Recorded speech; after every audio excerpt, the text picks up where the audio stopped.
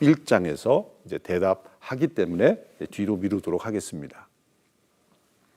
로마서 3장 5절 6절 말씀입니다. 그러나 우리 불의가 하나님의 의를 드러나게 하면 무슨 말 하리요? 내가 사람의 말하는 대로 말하노니. 이 내용은 의역하면 이런 내용입니다. 어떤 이들이 우리가 이런 말 한다고 이렇게 비방하고 있으니 진노를 내리신 하나님이 불의하시냐? 결코 그렇지 아니하니라. 만일 그러하면 하나님께서 어찌 세상을 심판하시리요? 자, 이 논증의 그 흐름을 잘 이해하셔야 됩니다. 제일 먼저 진정한 유대인이 누구이냐? 표면적 유대인이 아니다.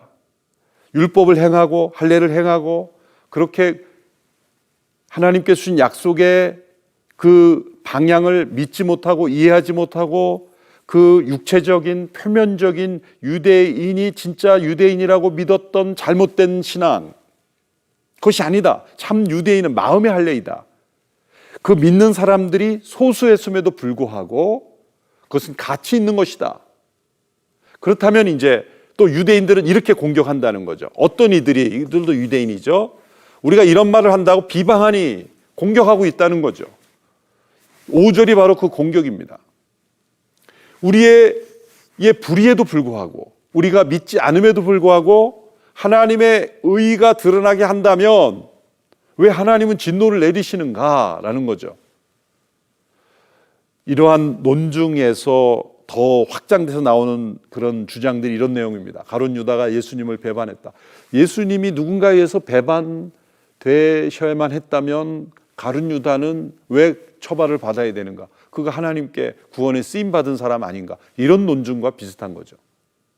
인간이 불의함에도 불구하고 그것이 더 하나님의 의를 나타나게 한다면, 하나님의 약속은 반드시 성취된다면 왜 유대인들에게 하나님이 진노를 내리셔야만 하는가? 그 진노를 내리시는 하나님이고 불의하신 분이 아닌가?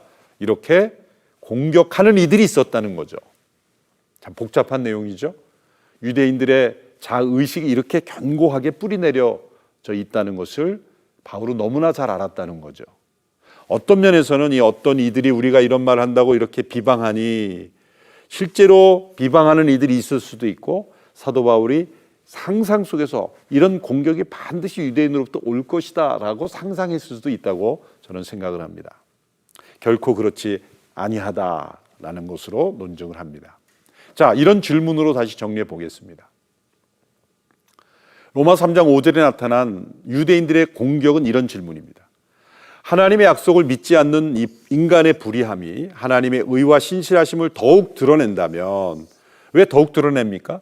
하나님의 약속을 믿지 않음에도 불구하고 하나님은 그 약속을 성취하기 때문에 믿지 않는 이들이 있음에도 불구하고 하나님의 약속이 이루어진다면 하나님의 의가 얼마나 드러나겠습니까? 그런 주장이죠. 그렇다면 하나님께서 진노하시는 것이 불의한 것이 아니냐라는 그런 주장입니다. 약속을 성취하시는 하나님의 신실하심, 인간의 불의함에 의하여 더 풍성하게 드러난다면 믿지 않는 자는 죄인으로 취급받을 수 없다라는 주장인 것입니다. 유대인들이 아주 기묘한 주장이죠. 빠져나가려고 하는, 하나님의 진노와 심판에서 제외받으려는 주장입니다. 자, 다시 우리가 정리해 보면 하나님께서 의를 드러내시는 세 가지 방법을 이해해야 합니다.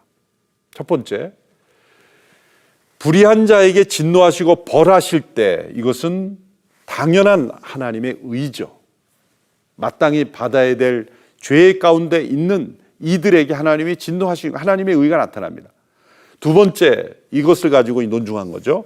인간의 불의함이 악하면 악할수록 하나님의 의가 더 나타납니다. 자신을 배반하는 일을 하나님이 끝까지 사랑한다면 배반의 강도가 클수록 하나님의 사랑은 더 크게 나타나겠죠. 인간의 불의함이 더 추하면 추할수록 하나님의 의는 더 순결하게 나타나겠죠. 바로 그런 말입니다. 유대인들이 그렇게 하나님의 말씀을 맡았고 또 먼저 선택을 받았고 또 율법을 받았고 그 많은 제도와 하나님의 선지자를 통해서 약속을 주었지만 믿지 않음의 불의함, 그럼에도 불구하고 하나님의 약속이 이루어졌다면 하나님의 신실하심과 의로심이 더 나타나게 된 거죠. 유대인들은 그걸 이용해 가지고 그렇다고 한다면 우리의 불의함이 하나님의 의를 더 나타나게 했다면 왜 하나님께서 우리에게 진노하시느냐, 이런 어거지 같은 논리를 펴는다는 것을 미리 지적하는 것입니다. 그런데 하나님의 이 세 번째 정리되는 의가 이 모든 해답을 줍니다. 불경건한 자가 말씀을 믿을 때 믿음을 통해 의로운 자로 간주하심으로써 하나님의 의를 나타내는, 이것이 바로 로마서 1장 17절에 나타난 하나님의 의를 설명하는 겁니다. 그래서 2번을 근거로 해서 우리의 불의함이 하나님의 의를 더 나타나게 한다면 하나님의 진노는 불의한 것이 아니냐? 그렇지 않다. 왜? 하나님의 의는 불의한 자에게 그냥 진노하시는 의가 아니라, 그건 당연히 의인데 그 정도의 의가 아니라, 또 너희들의 불의함으로 인해서 더 나타나는 그런 의만이 아니라, 진정 하나님의 의는 불의한 자들이 하나님의 약속을 믿을 때 그 믿음을 근거로 의롭다 여겨주시는 하나님의 의, 이 여겨주시고 의롭다 칭하시는 하나님의 의이기 때문에 당신들의 모든 주장은 다 잘못된 것이다 라는 논증을 통해서 이 로마서 1장 17절에 나타난 하나님의 의를 지금 논증하고 있는 것입니다. 시편 51편 4절의 말씀, 내가 주께만 범죄하여 주의 목전에 악을 행하였사오니 주께서 말씀하실 때 의로우시다 하고 주께서 심판하실 때 순전하시다 하리라. 자, 이 의로우시다라는 단어는 정확하게 번역하면 의를 만드시고, 순전하시다 하는 건 깨끗하게 만든다 그런 뜻입니다. 자, 의를 만든다라는 표현은 어떤 걸까요?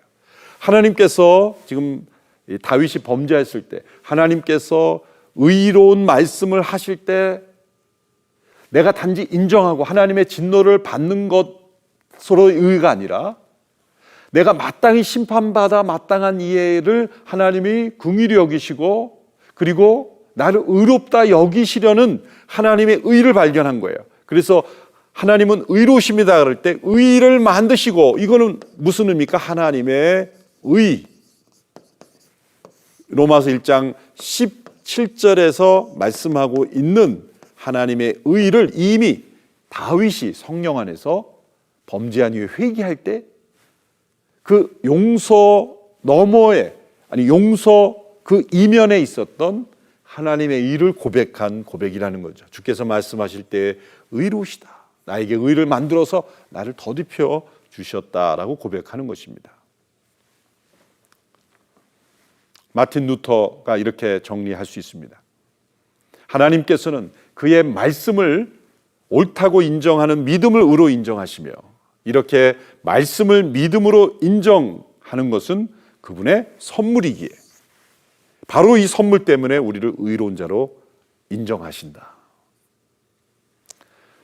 자, 이러한 내용을 통해서 사도 바울이 유대인들의 죄인됨, 유대인들의 모순, 앞서는 도덕론자들 혹은 판단하기를 즐기는 유대인들의 문제를 지적했고, 이 단락에서는 유대인들의 자의식에 물들어 있는, 자신들의 율법을 의지하고 하나님을 자랑하고 그리고 자신들을 어리석은 자의 교사요 또 인도하는 그 빛된 역할을 하고 스스로는 그렇게 여겼지만, 그들은 표면에 나타난 율법의 준수라 행위, 어떤 육신에 행하는 할례, 이러한 표면적인 것으로만 하나님과의 관계를 맺고 있었기 때문에 하나님의 약속이 가리키고 있던 그 본질을 깨닫지 못했다는 거죠. 그래서 여전히 불의함 가운데 있었다. 그럼에도 불구하고 하나님은 신실하시기에 그들의 불의함에도 불구하고 하나님의 약속은 이루어져서 이제 예수 그리스도 안에서 십자가의 죽음과 성령의 역사로 마음의 할례, 하나님께서 율법을 처음 주신 할례를 제정해 주신 목적이 이루어졌다. 그러므로 하나님의 의가 우리에게 나타났다. 그것은 하나님의 말씀을 믿음으로 옳다고 인정하는 그 믿음을 의로 인정하시는 선물로서의 의다. 이것이 바로 로마서 1장 17절에 말씀하고 있는 믿음으로 얻는 하나님의 의가 되는 것입니다.